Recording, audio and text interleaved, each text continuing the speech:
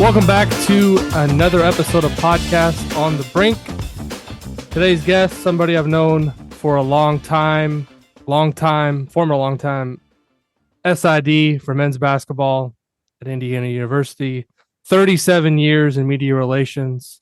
Somebody that we're really excited to talk to today because I know this conversation is going to have a lot of interesting nuggets and information that fans of the IU basketball program will find interesting. J.D. Campbell, you're making your debut on Podcast on the Brink. Welcome to the show. Alex, thank you very much. It's always been a pleasure to work with you and watch and see how your brand and your business has sustained. And it's a great example for people that are looking at, maybe starting something themselves, which has been a big part of the change of the media landscape over, especially the last 16 years here at Indiana.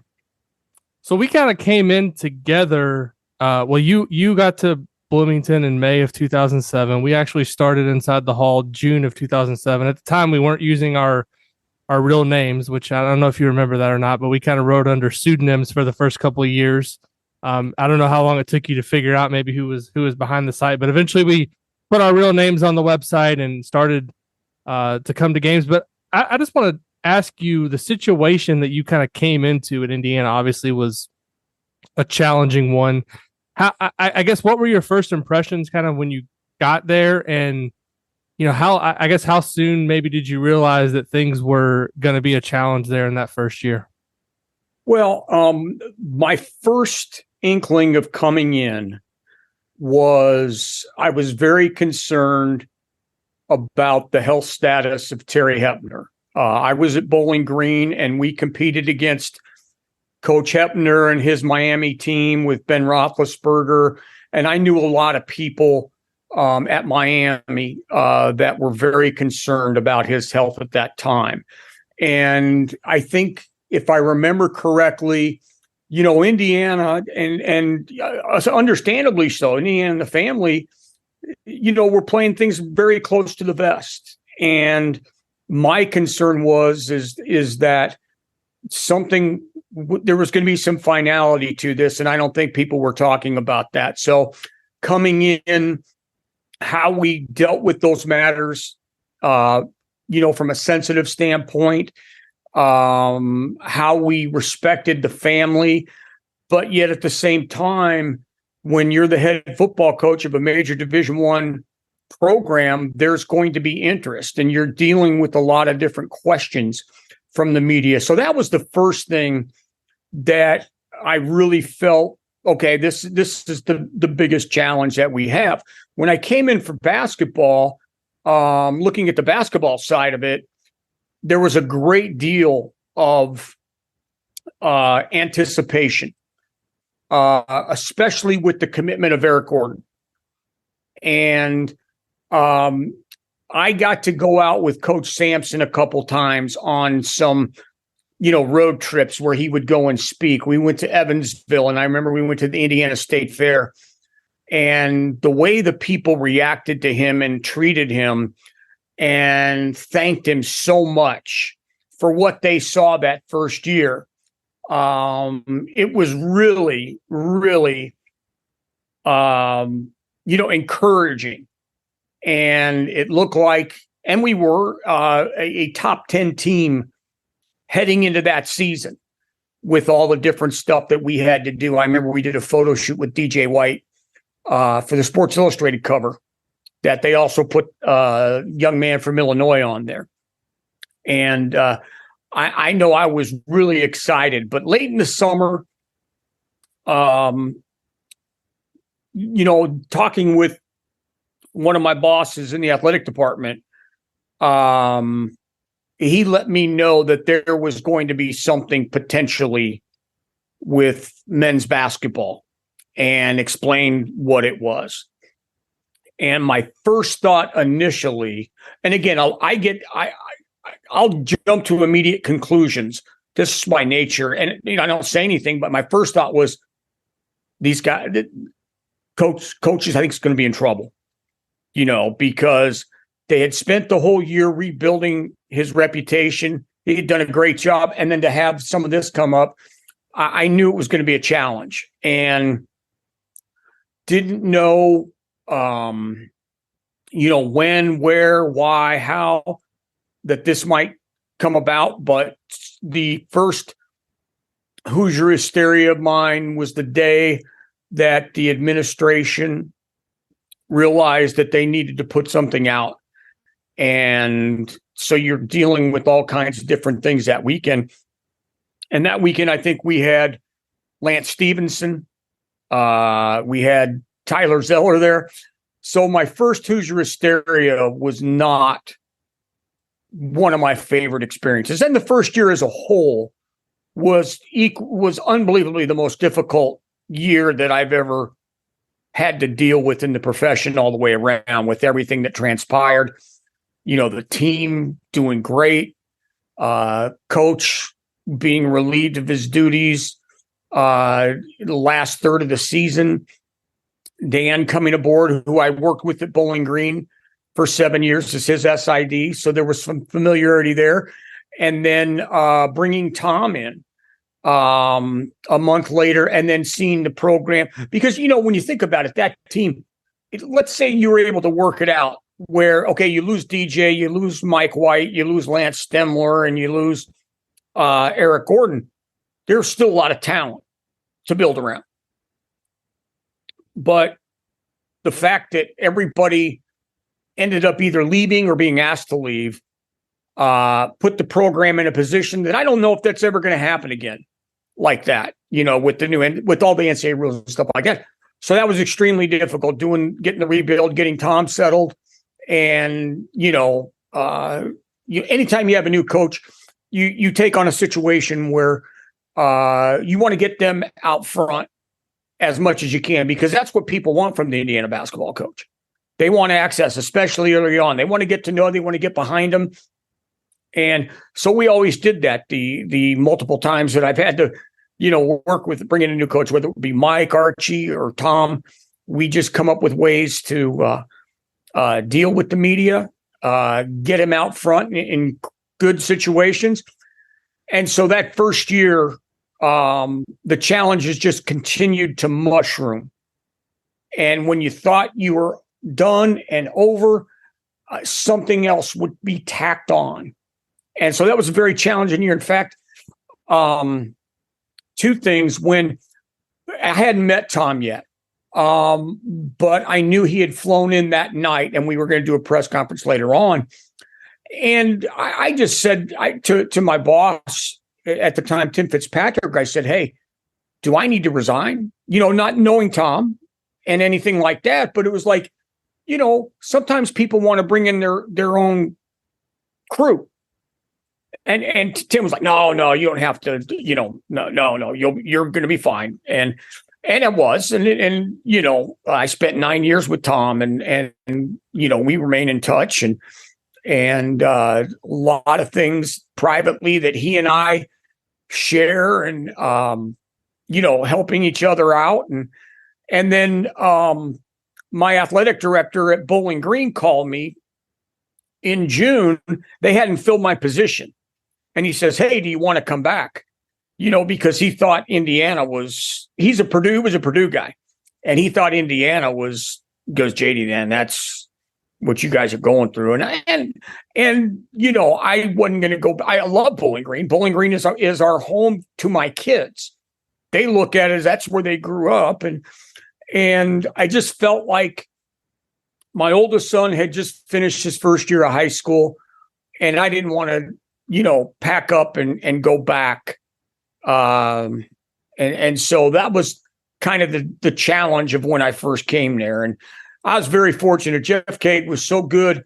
He had done basketball. And one of the reasons that I was brought on is because in the position that I was going to do with men's basketball, they had 5 different people run that in a span of 7 years before I came. And they really wanted some stability. They wanted me to build a staff that would be stable. A lot of people came and go. There were different things that, again, the university and the department at the time, they'd gone through four ADs in that since the beginning of 2000 or whatever. And so there was, the media relations and the SID part of it. When I got there in my first Big Ten game on the road, or second Big Ten game on the road, we played a Tuesday night at Michigan. And I met, I want to say it was Brent Musburger and Aaron Andrews and maybe Steve Lavin. And they're like, JD, we're so glad you're here, because previous SIDs didn't travel with the team until the day of the game. And that's such a big part of what I did. So that was my charge early on. And, it worked out to be 16. I'm so grateful for everybody that I got to work with. I'm so grateful for the friendships and the relationships that I'll continue to take with me. And, but it was a challenge that first year, big time. But that wasn't really the end of the challenge, because then when Crean takes over, you've kind of got this situation that you're trying to manage too, from a PR perspective of guys leaving the program and everything, trying to build a roster out and try to also build some interest in the program. And I know those first, 3 years of Crean's tenure, there was some tough years in terms of wins and losses and trying to keep positive momentum.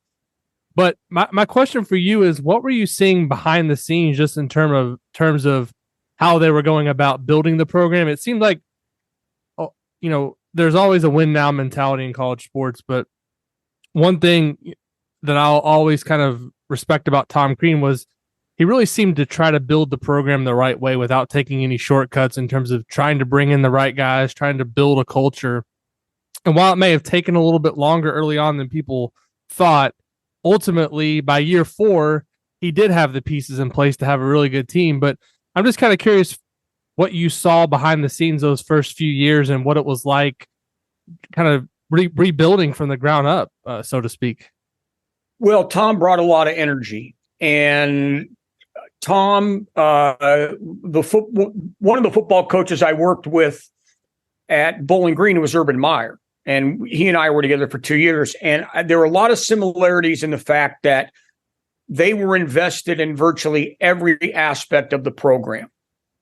And Tom and Fred Glass came up with some ideas to try to jumpstart fans and the students coming, to continue to make Assembly Hall a really strong home court that would give us an advantage. What I thought that we had done, and he had done especially, is he surrounded himself with people that believed in doing it the right way.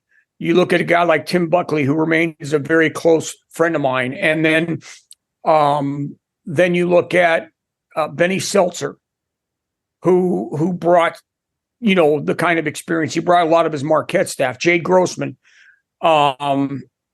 Jeff Watkinson, myself, and Tim Garl were 3 holdovers from the previous staff. But the quality of kid was, top notch. And I think each year when you look at the classes of guys, the first class were maybe Pritchard and Verdell and Matt Roth came in. And then you look at the Jordan Hulls, Derek Elson may come in too. I'd have to look. Jordan Hulls and Christian Watford and those guys, and then Vic and Will. And so, they were really behind the 8 ball. Every year we seem to have a really good win that you're like, okay, now maybe this is it. Maybe this, we won. What was it that, the first year, I think we beat TCU at home, and I think we beat a really good Cornell team, and that was something that I thought, okay, we can use that as a springboard. did I say we beat Pitt in the Jimmy V the following year? I think I remember it was one of those early years. Yeah. Yeah. And that was really good. And so, then you start taking bits and pieces. But the fact of the matter was, you look at the Big Ten then, and again, not saying it's not the same now, but you're dealing with a lot of big time NBA type players. And, being young in the Big Ten is really, really tough. Do you know what I mean? You still have, you can have young talent, but you still got to have the veteran presence that's been through the wars, and that's what we didn't have. And then finally, in 11-12, the recruitment of Cody Zeller, which, probably he and Romeo Langford were the two most covered recruiting situations that I saw when I was there, and getting Cody certainly transformed the program and took it to where the team went to the NCAA tournament for the next 5 years, went to the Sweet 16 3 times, and it all started because of that, because you had a bridge of guys that got that big game experience, had success, and were able to use it, whether they were a young guy at one point, Yogi being a freshman, and then Yogi being a senior. So, I thought that what they did and how they did it, was outstanding, and brought a lot of, really brought IU back to the forefront as far as the media attention.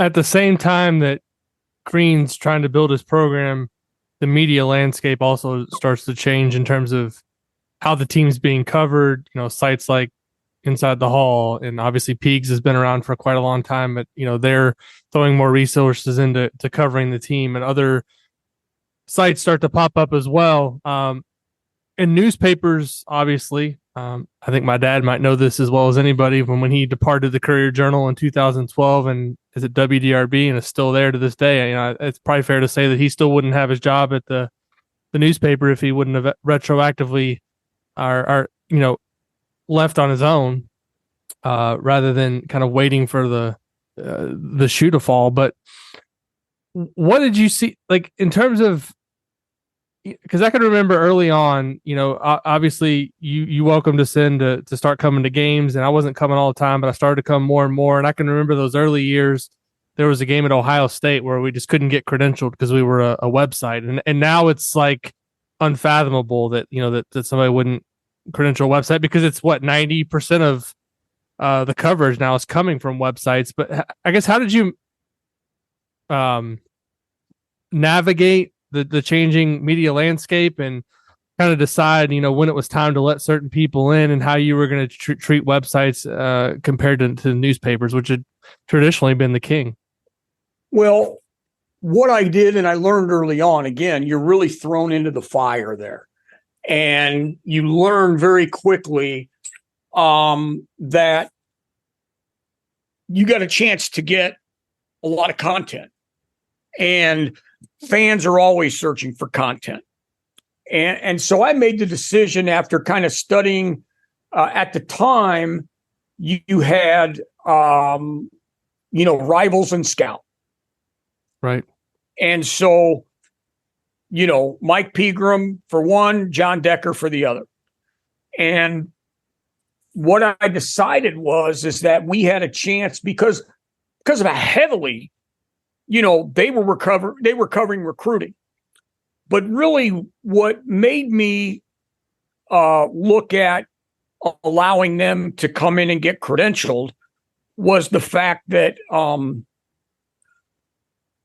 we went to the Bahamas, all right, on Labor Day. And I held a press conference the Saturday before 6 days before we left, for Coach to talk about that trip and what it meant.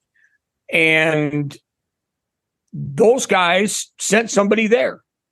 And so I made the decision because in our industry, what people were talking about in media relations was, do you credential blogs?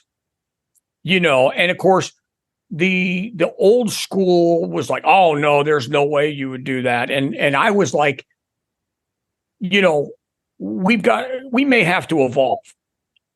We may have to evolve. So I decided that if someone had covered us for at least a year and stayed in business, that they were worthy of credentials and having a seat in the press room and doing post-game press conferences.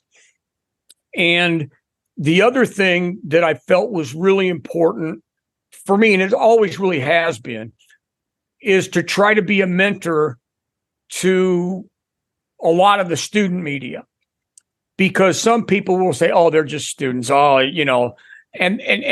but to me, if you're going to cover IU or whatever team I'm working with, I need to have the kind of relationship where I can pick up the phone and call them and just talk, because I'm not going to ever tell people what to write, because you can't, even though I've been asked to do that, many times. Someone maybe isn't happy with something. But I think being able to have a conversation, Zach Osterman was the first media. Terry Hutchins had called me when I got the job, and we talked, before I moved from Bowling Green to IU. But Zach Osterman was with the IDS, and I had a chance to talk to him and kind of get an idea of what they were about, because they were very organized in terms of, hey, you started off maybe covering field hockey or men's soccer, and you worked your way up. And that's what I thought. I really respected that.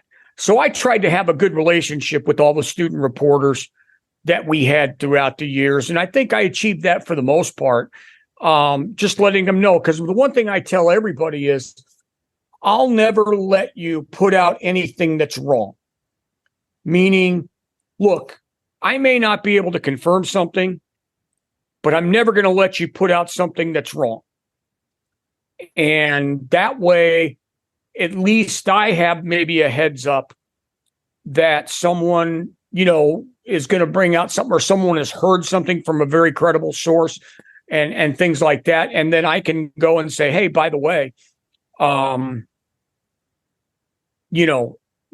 let my coaches and let my administration know this is going to be out there. And again, social media wasn't quite where it is now. So you had a little bit of time in terms of, and quite honestly, the media had to decide, do I put this out on social media right now, or do I wait for my printed version so the readers know that they still need to buy the paper?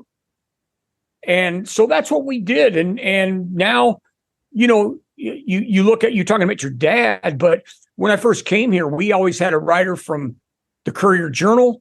We had two with the Herald Times. We had, a beat writer, Terry Hutchins, a beat writer. We had two Fort Wayne papers. We had Evansville. And so when Gannett started buying a lot of the properties that were covering IU, it whittled it down. And now you're more dominated by those websites, and you're more dominated by students as well, because student media when I came was just IDS and maybe IUS TV, and the yearbook might come.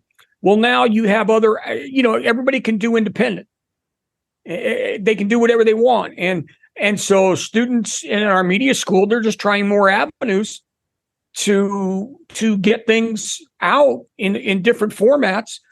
And so you got to adjust with it. And the other thing too right now is more people are covering per site. Okay. You have an intern. Peaks has an intern. Indy Star may want somebody that's doing an internship. So, that presented a real challenge from a seating perspective for my first few years.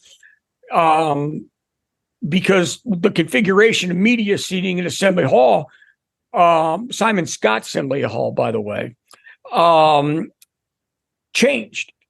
And I was able at one point through the course of our big run through the Zeller Oladipo era, I was able to get some seats put up in the end zone. And we were able to then handle what the demand was at that time and allow people to have a chance. So just in terms of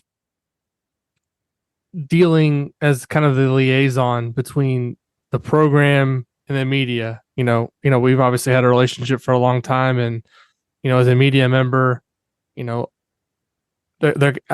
think sometimes our viewpoint is it can never have enough access, and from the program, and not just this is an Indiana thing. This is, a lot of people might look at it as just an Indiana, but you look around the country, and access is maybe not what some people, depending on what your argument is, some people would say there's not enough access, but you're kind of in the middle of that, trying to strike a balance of what's, going to be agreeable to both sides. What were the challenges in trying to figure that out? And what, maybe what were the considerations in terms of,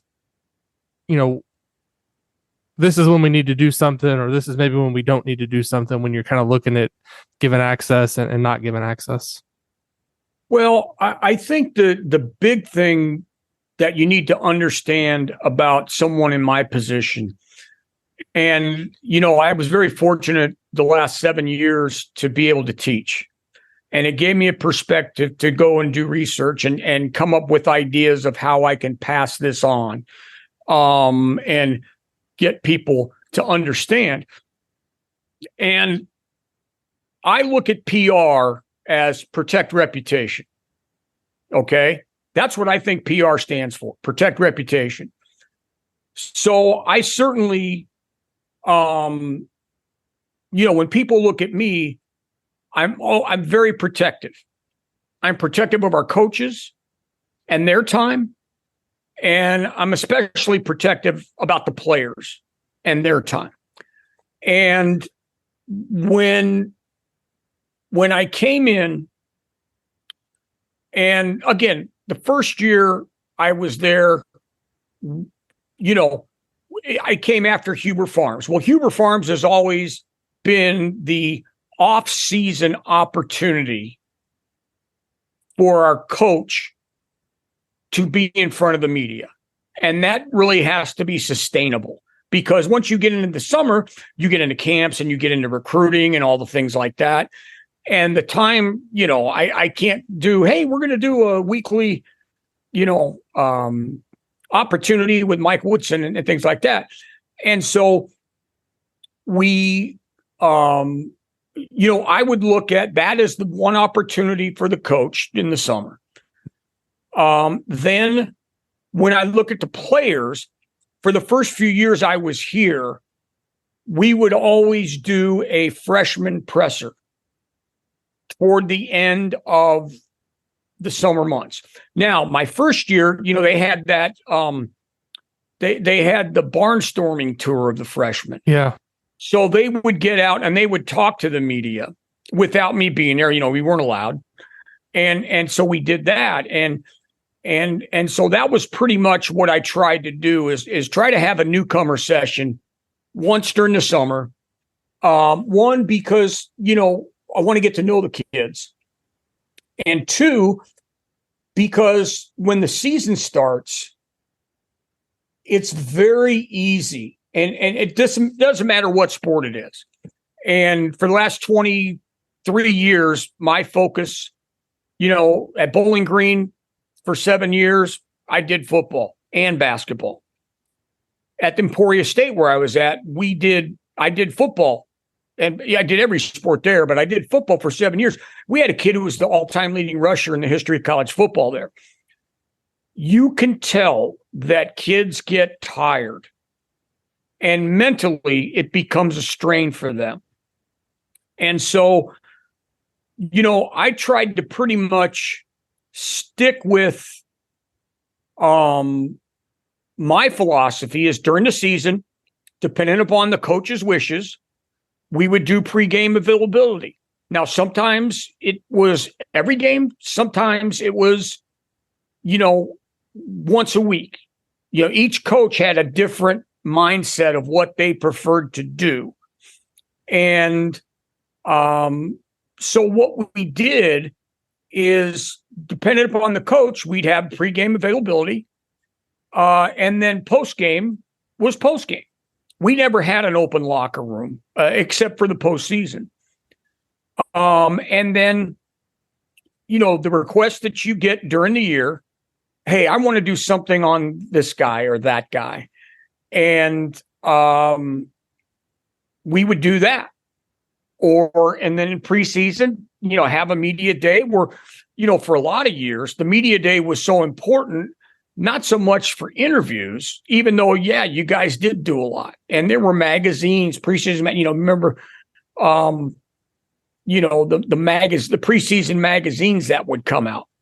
Yep. And so they'd want to talk to every kid. And so we would try to get that taken care of because we knew how important those magazines were to our fan base. And so in doing so, I felt like we were able to somewhat satisfy without being overbearing. Because the kids, until they get to campus, everybody's contacting them. And that's fine. I mean, that's just the way it is.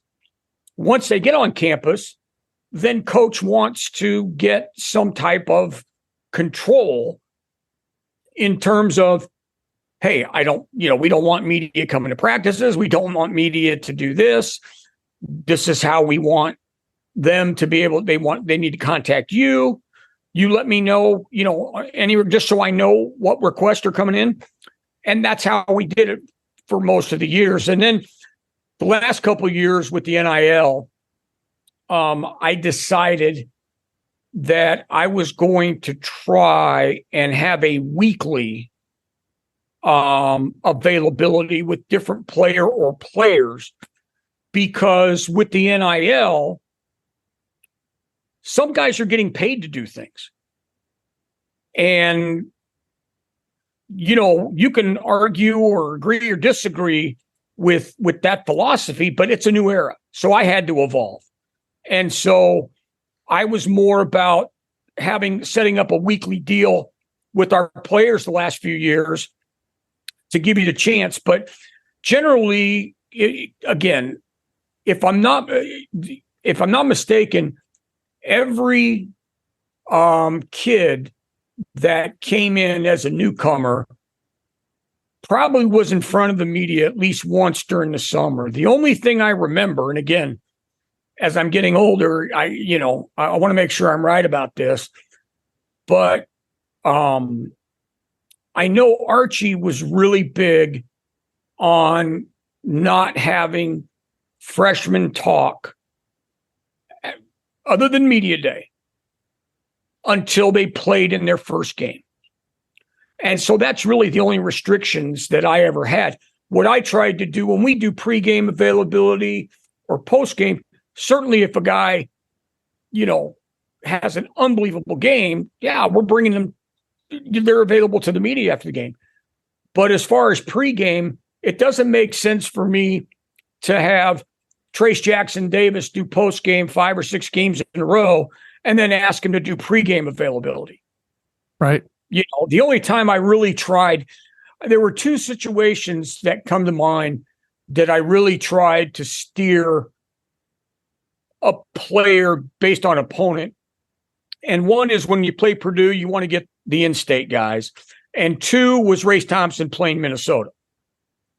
But other than that, we would always try to balance it out. So, guys don't become mentally tired of answering questions and things like that. Because when you're tired in anything, mentally, especially, you're more apt to make mistakes and you're more apt to get frustrated. And, that's my job, is to get us to put the best foot forward. And the thing that I'm most proud of, I think, and I don't think anybody can dispute this, but in 16 years, I don't think we ever had a kid say anything in postgame that ever became a source or a bulletin board material or bulletin board for the next game and things like that. Nor did I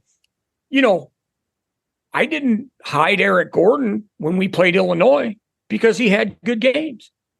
Yeah. And so we never had to really do that or watch over a kid. The only thing that we do is injured kids, really we don't make available until they're fully healthy and back. When you look at the whole NIL thing, and we've had conversations about this, but something you mentioned there was just kind of like some of these guys are getting paid for interviews, and I think I told you kind of from the beginning that I guess it's more of being from my dad's era in terms of old school journalism. You don't pay for access, you don't pay for interviews, and obviously that's everyone's entitled to kind of doing things the way they want to do them.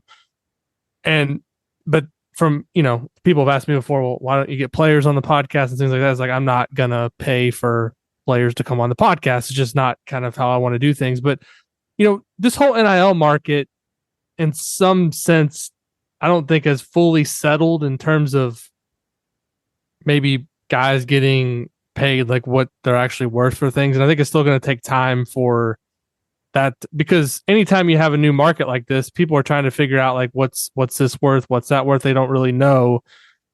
I mean, do you see this continuing like to lessen access? I'm not specifically speaking just at Indiana, but in terms of how do you feel like long term in college sports? And I know you do a lot of work with national groups with SIDs, and you talk to a lot of colleagues. How do you see the NIL piece affecting media access in the long term? Do you still think for the most part things are going to stay the same, or do you think the opportunities may become less because some guys are going to say, I don't want to talk because I can get paid to do this or that? Well, the first thing when you talk about guys not wanting to talk, and a couple things. When this came out, I had someone on our staff, and this, of course, it started, Mike's first year. I had someone on our staff say, hey, JD, you got to monitor this and you've got to arrange this. And I'm like, I can't do this. The rules state I'm not putting out guys' interviews out for bid. So the biggest change in that regard is that, I've had this in other programs. I don't want media calling our kids without it going through me. And I especially don't want media calling parents without going through me.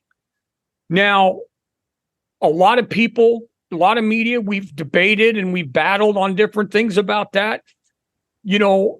My philosophy was this. Number one, I would always talk to a player before I ever allowed someone to talk to parents, because to me, the player is an adult and he may not want his parents speaking. Now, that rarely, if ever, happened, but there were things that you had to deal with from a parental perspective every now and then, some funny, looking back at it. And, but the reason why that in my mind, this was an important part of our process is because when you get called on the phone, anybody may say, hey, this is so-and-so, and I'm from this, and I just wanted to see if I can get a couple comments and blah, blah, blah, blah, blah, blah, blah. Well, I've always been one that's really kept my eye on the gambling aspect of it. And now it's even bigger with 40 states having legalized gambling. And we've seen some of the things already with a few schools. And it's going, I think it's going to be it has the potential to be the biggest issue to get cleaned up. If you're looking at the numbers that you saw from some of the schools that, have had players involved. And so I never wanted to put a parent or anybody in that position. Just like I would get phone calls when I was at Bowling Green or when just Indiana. And it could be just a fan or I don't know how many. I've been called by just about every alum that's ever graduated from IU, it seems like at some point. But it was just a source of protection. Well, that protection now, to me, has eroded because in the era of NIL,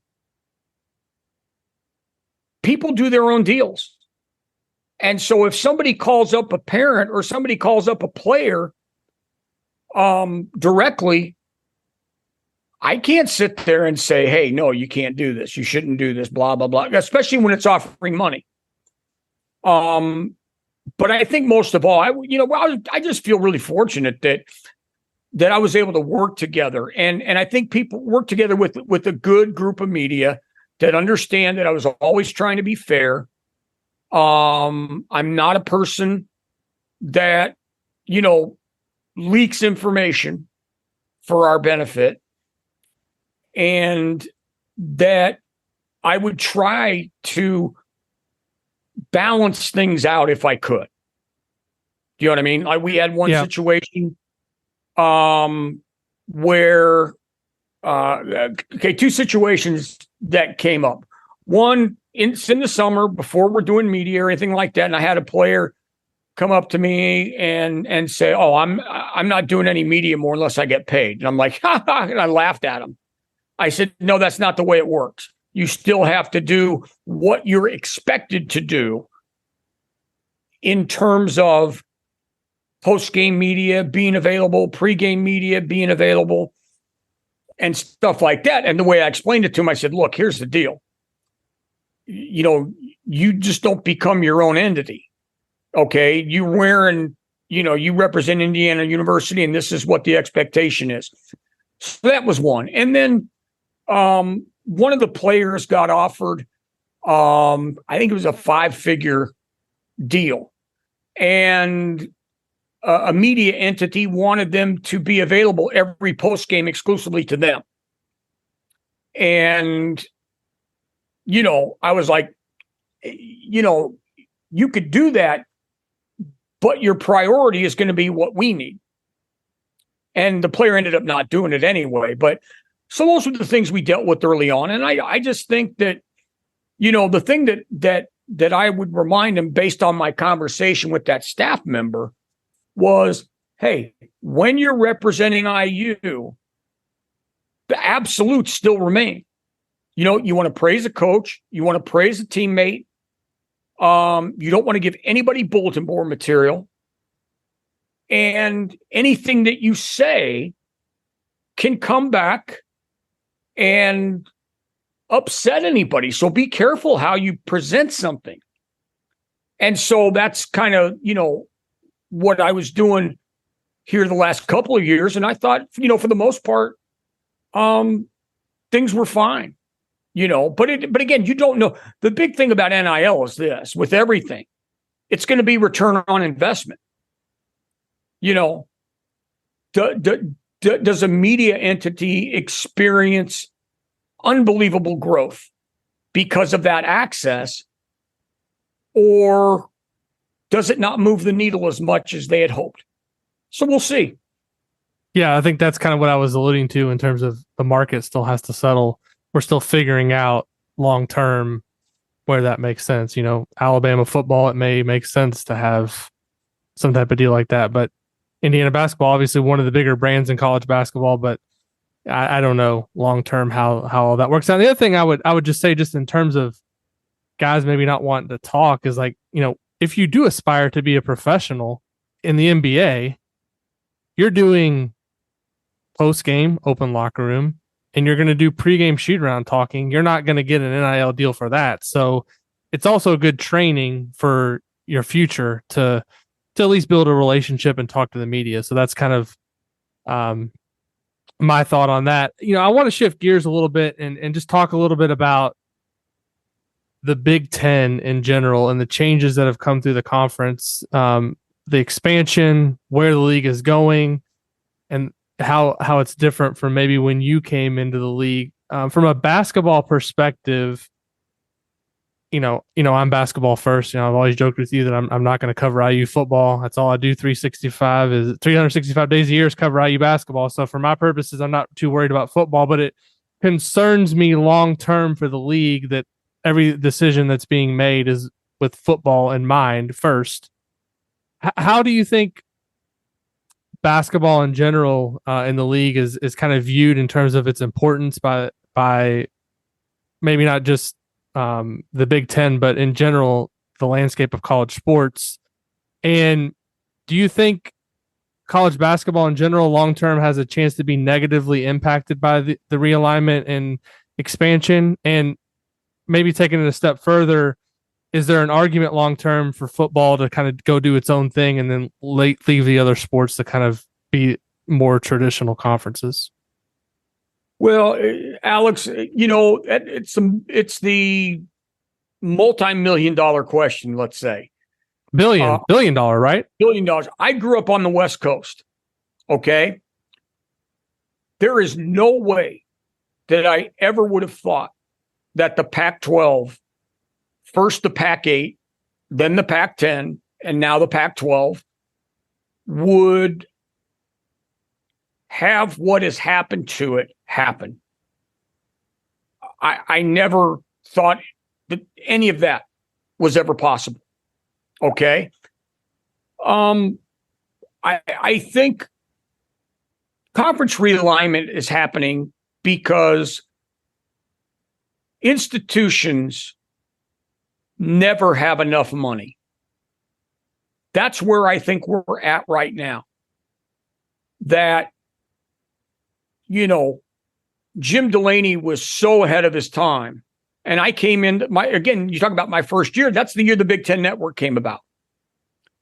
And I remember one of the things that we were dealing with all summer is people, why can't I watch IU on Channel 4? Why can't I do this? Blah, blah, blah. But, people are still saying that, by the way. People are still asking why they can't watch on Channel 4. Good. I'll tell John Liskowski that. John's a great guy, great business owner here in Bloomington. I just don't know. Like we had a meeting last week and they talked about a 5-year plan. And I said, I don't know if you can even do a 5-year plan on anything because the landscape is threatening to change all the time. I don't know what the future holds. Okay. I'm one who never really worried about, when I first came in, the only add-on team that we had was Penn State. Okay. Then we brought Maryland, Rutgers, and Nebraska in. And, while certainly the travel for those is a little bit longer than what, everything else is pretty much an hour and a half, 2-hour flight for us in Indiana.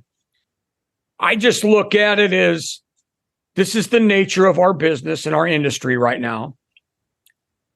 And with everything that is out there, and the NIL is part of that, everyone is trying to maximize revenue as much as they can. And the concern, obviously, that some big-time schools have, and it's not really impacted championships yet, teams being able to win championship or not win championships.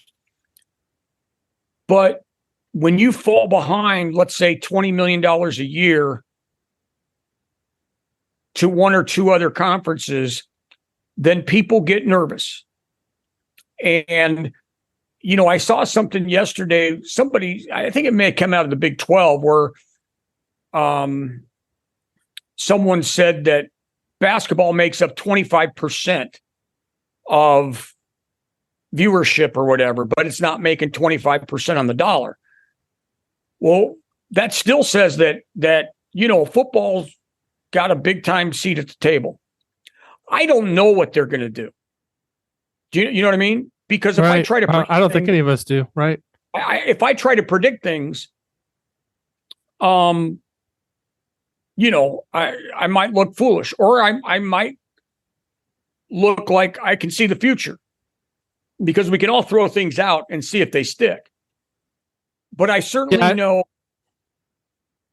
I just feel like a lot of people are wondering how basketball fits into this conversation. Do you feel like it's obviously taking a back seat, but how much do you think it still matters when these TV deals and all this stuff are coming together? I mean, obviously it seems like everything's being done with football in mind first. And I just wonder if these other sports, men's basketball, women's basketball, and then even go down to the Olympic sports, obviously they're not revenue sports in a lot of cases. I just wonder if they're even considered when these decisions are made, because to me, it's one thing for Indiana basketball to charter a plane to go play Washington, but all of a sudden is, the tennis team going to go out to UCLA and play a series against them? They're going to be flying commercial, right? I mean, how I just don't know how that is all sustainable long term. And I'm not expecting you to answer. I'm just kind of spitballing my thoughts on.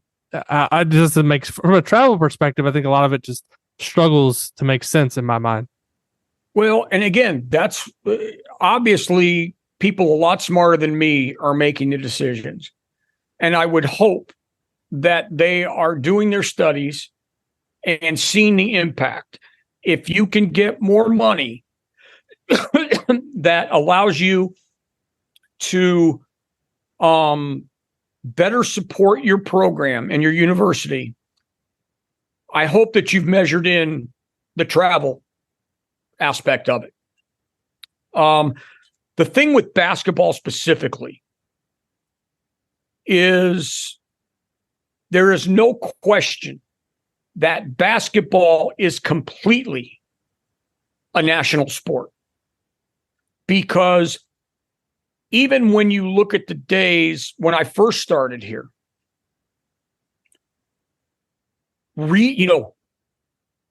taking care of your backyard, recruiting in your backyard,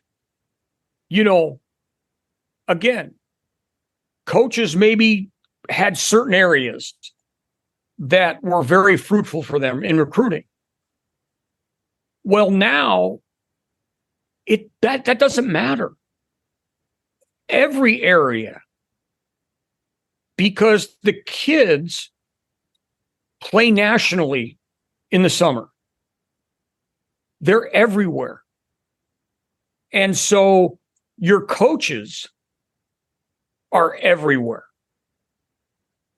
And, I remember that one of my favorite stories about the era when Tom was rebuilding the program. How many people were really critical of recruiting Will Sheehy and Victor Oladipo?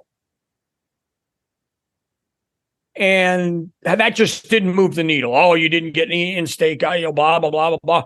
And you look at what those two guys meant to the program for a number of years.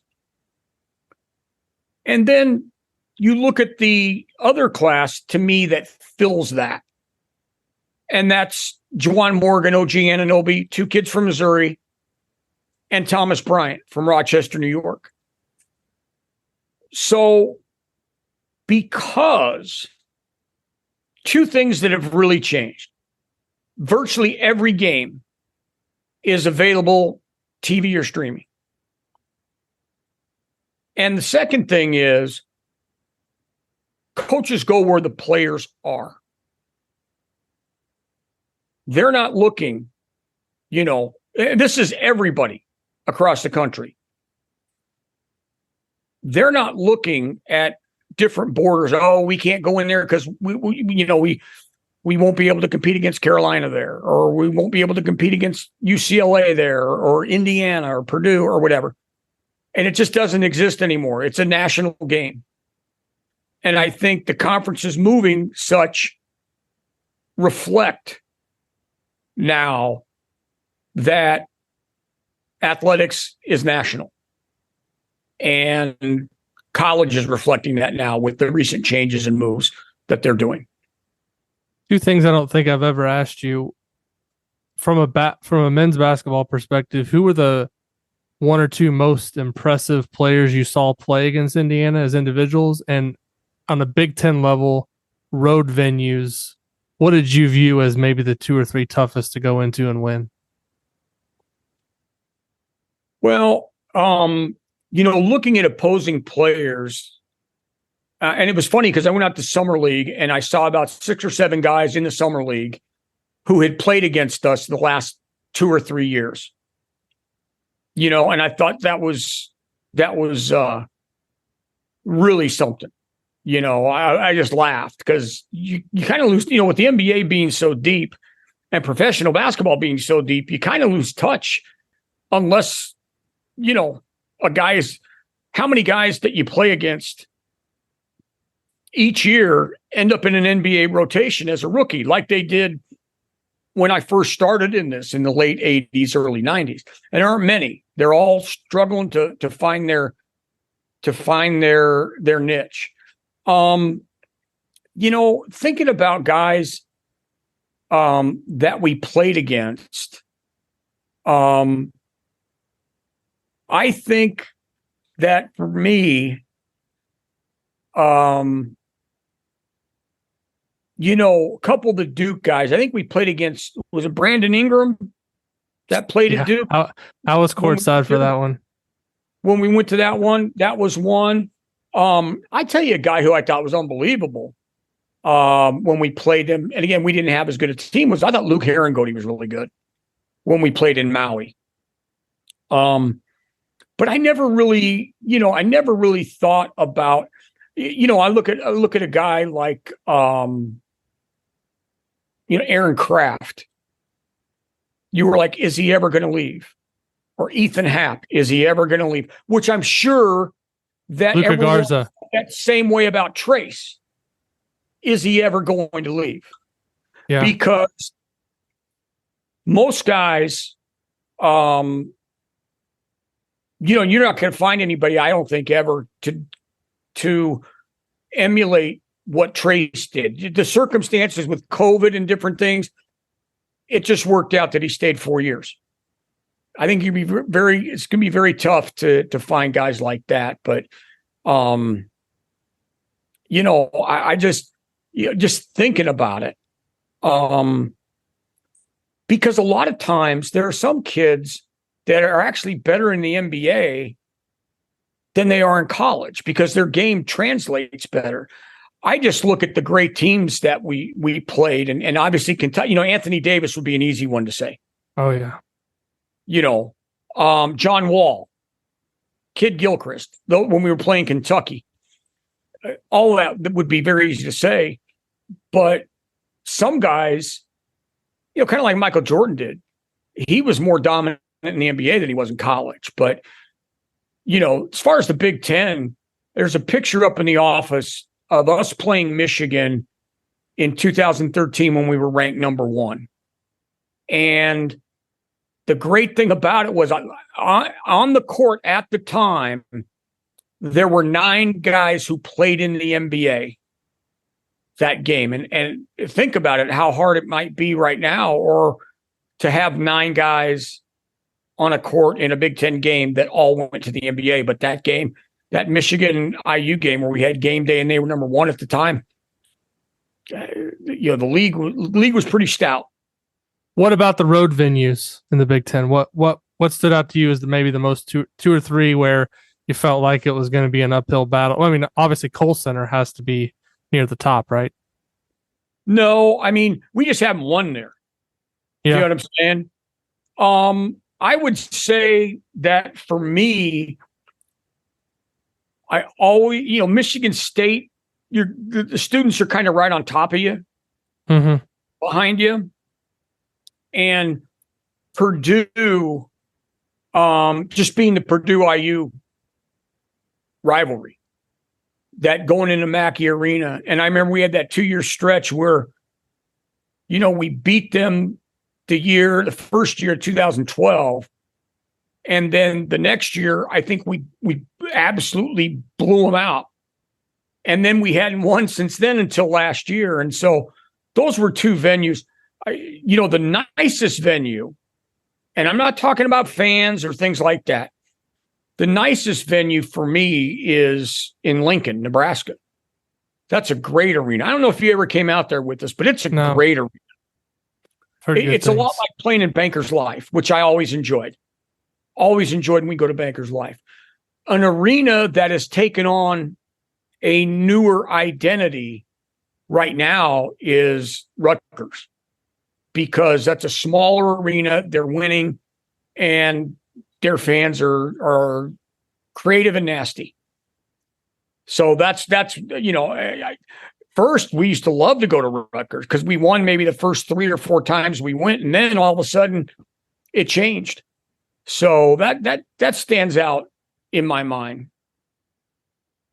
In terms of just some of the players and the relationships that you built with guys over a long period of time, I don't want you to single out anybody necessarily, but I guess what for you has been maybe the most rewarding part about getting it, you talked about, and I can honestly say this, getting a chance to know some of these kids I can remember interviewing Oladipo and Sheehy when they were high school kids before they got to Indiana, and the fact that they picked up the phone and were willing to do interview, I think that's becoming less and less of a thing now with NIL and different things. But, just kind of what I led off with about Crean kind of building things the right way and getting the right kind of kids. I think even through to Archie and Woodson, kind of the one theme that I've kind of noticed is for the most part, most of these kids are really good kids and, are for the most part good to deal with. I'm just kind of curious from your perspective, what it's been like over such a long period of time, getting to know all these players and build relationships with them. And I assume you still talk to a lot of them to this day, even the ones that have absolutely. And here's a story that I'm really proud. Couple things. We'll go into the coaches and then the players.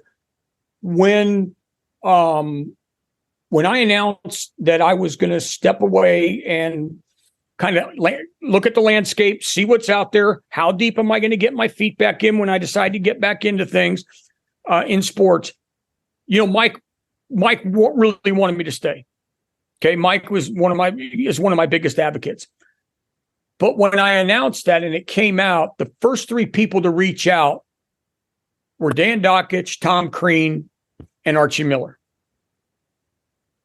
And to me, that ratified that I did a good job, because 3 completely different personalities, 3 totally different experiences for each of them. And yet they had enough respect for me to reach me out and see how I was doing. And I'm doing great. My health I had a health scare last year. My health is fantastic. Okay. I'm not stepping away because of health. I'm stepping away more because it's a time in my life where I still think I have one good run left in me somewhere.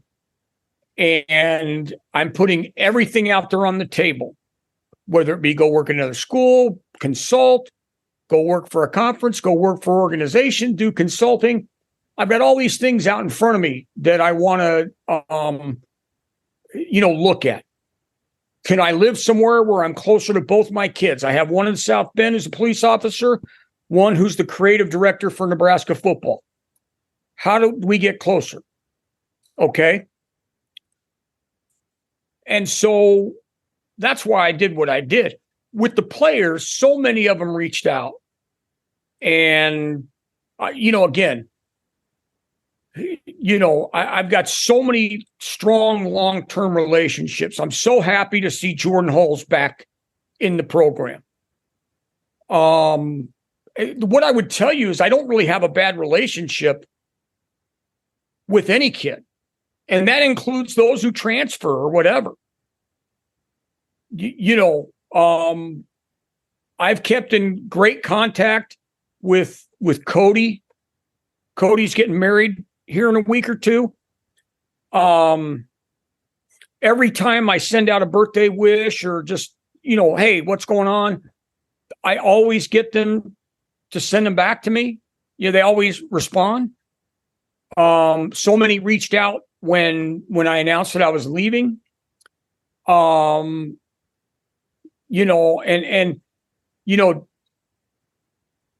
again, not to single out anybody, but two that are really interesting is I usually hear from OG Anunoby about once a month about something.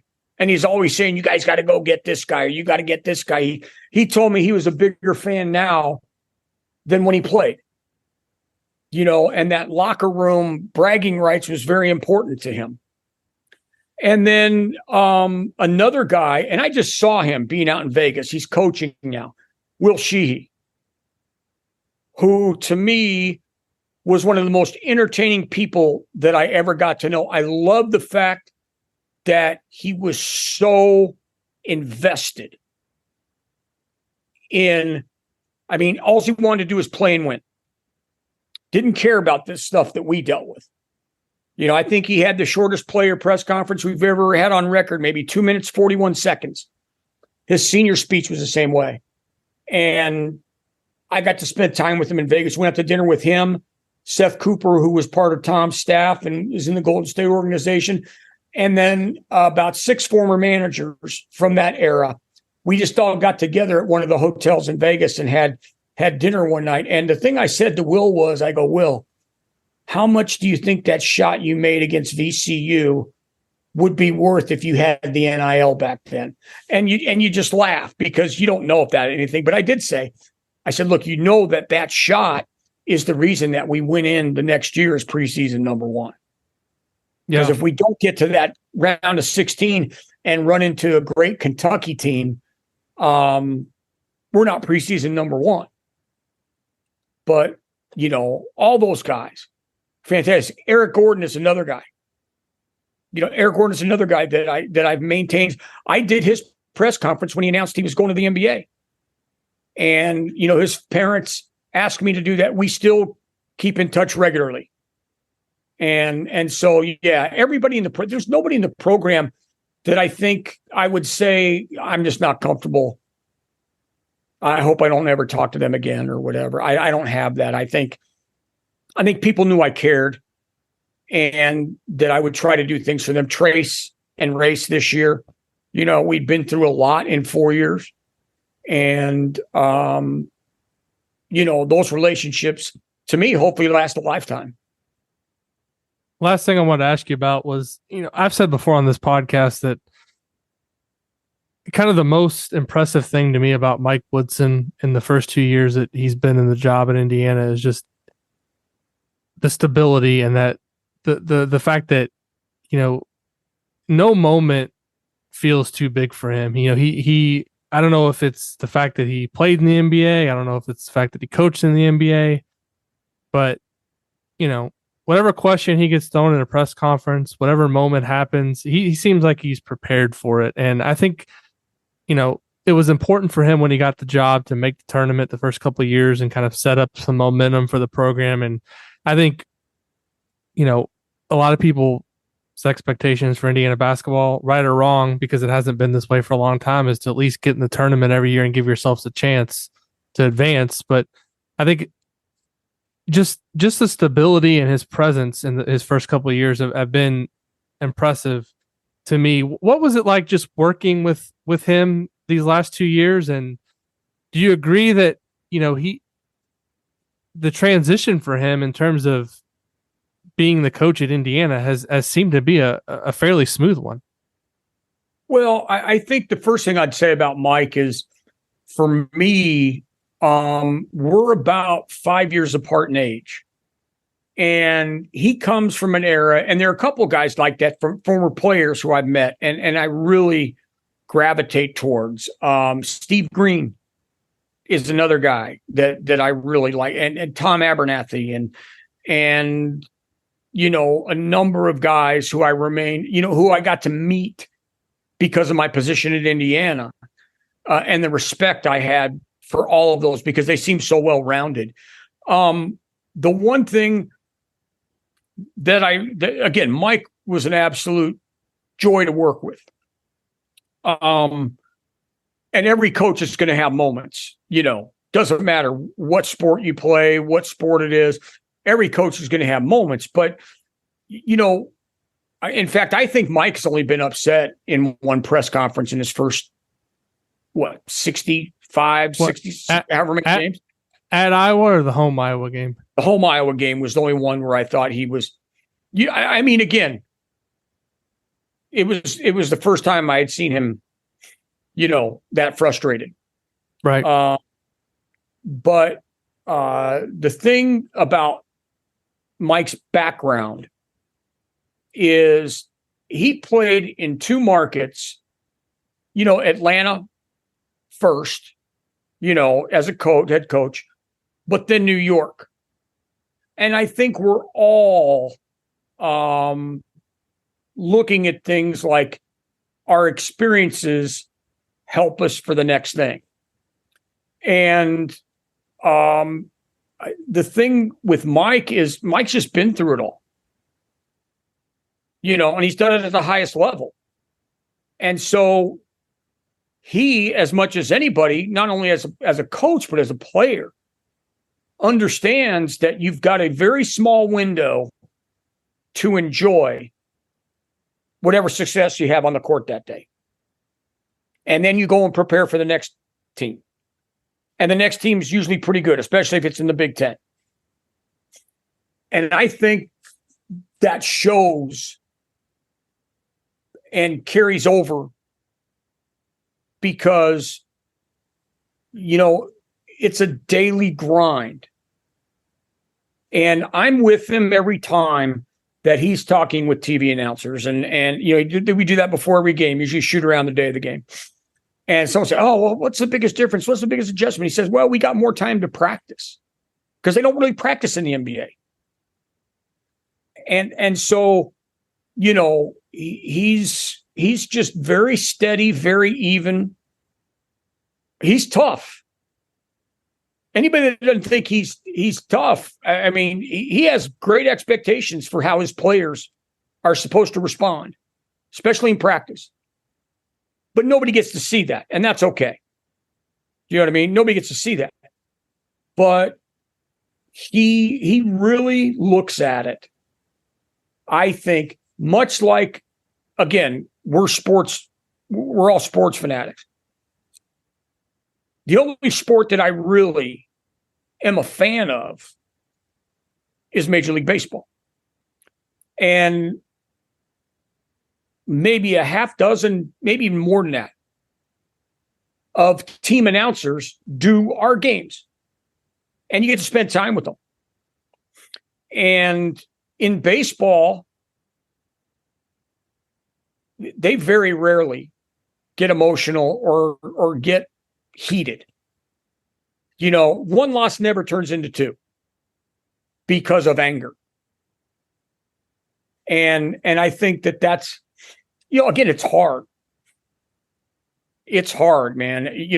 Whether Indiana wins, loses, or whatever, for me, it's still a top 10 media job because they're either going to cover us about what good we're doing, or they're going to cover you of what we should be doing, or they think, or the fans think we should be doing. So regardless of what our record was, it didn't change. The only thing that ever changed media-wise was Bob Knight coming back. That was different than anything else we ever had. That was the biggest thing that we ever had during my time. But, it's hard. And coaching college basketball today, with the advent of all the noise and chatter that's out there, can really impact you on a daily basis. And when coaches are able to get that away, when coaches are able to get their players to get that away, it really helps. It's really an advantage. And I think Mike coming in, Mike's who he is. He's not changing who he is at this stage in his life. And I think I know my experience with him, enjoyed thoroughly, felt like, he was a guy I could ask him about, sometimes I ask him things about the NBA and he would just, and I'd learn because I'd want to know. Well, JD, you've been more than generous with your time. Certainly appreciate it. What you mentioned, you're kind of assessing what's next. What are you doing right now, and kind of what do you maybe hope to do in the future? Well, right now, I'm really trying to narrow down what my strengths are and what I think I could offer. And maybe it's teaching. I'm involved with our national organization, so I take a lot of pride in working with young people. I've probably got about 20, 25 former students and assistants that work in sports media relations from the various jobs that I had. And I take great pride in that. And I don't know if being a mentor is really important to me. I'm so proud of everybody that we worked with at IU. I'm thankful that Scott Dolson and Jeremy Gray supported me so much. Working with Jeff Kegg for 16 years, having someone like Nate Weekers work for me as a secondary, and then take over the Arizona men's basketball gig.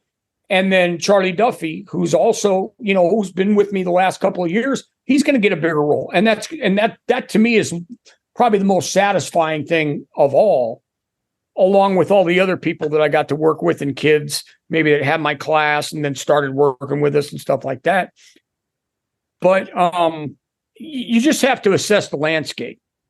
What I'm doing right now is I'm really studying a lot of the things in college athletics because if it wasn't particular to Indiana, I didn't have time to mess with it. But I can sit and look at things because of my spot on the national board and look at, okay, what's the next big thing? Or sit back and say, why is it in athletics that a lot of times we're so reactionary and not coming to the conclusion that we've got to get out ahead of something? Yeah. And so that's what I try to do. Like I say, the main thing is going to be what we want to do with regards to my kids and being able to, both my wife and myself, both my sons and my wife changed their job status last year. That played a huge role because everything's always revolved around me. And I think it's time after careful thought that I look at, okay, let's see what's out there and let's see what you can get involved with, because I always tried to hire people that are better than me at something. So obviously I wasn't a digital savant. So I wanted people around me that could do that stuff. They couldn't have the experience that I have and the situations that I've had to deal with over 37 years. So it's a balance. I never want to hire anybody that's just like me. You know what I mean? That's just what my style. And so hopefully, I can find something that fits what I'm trying to do and what we're trying to do as a family and see what's there. But I know I thank you and all our media who've been great reaching out, checking in on me. And, I just take it day by day and see what the next challenge will hold. Well, thanks for making your debut on Podcast on the Brink. Really appreciate it, JD. Anytime, buddy. Thanks, everybody, for listening to this week's episode. Thanks again to JD Campbell for taking the time to speak with us, and we'll be back soon with another episode of Podcast on the Brink.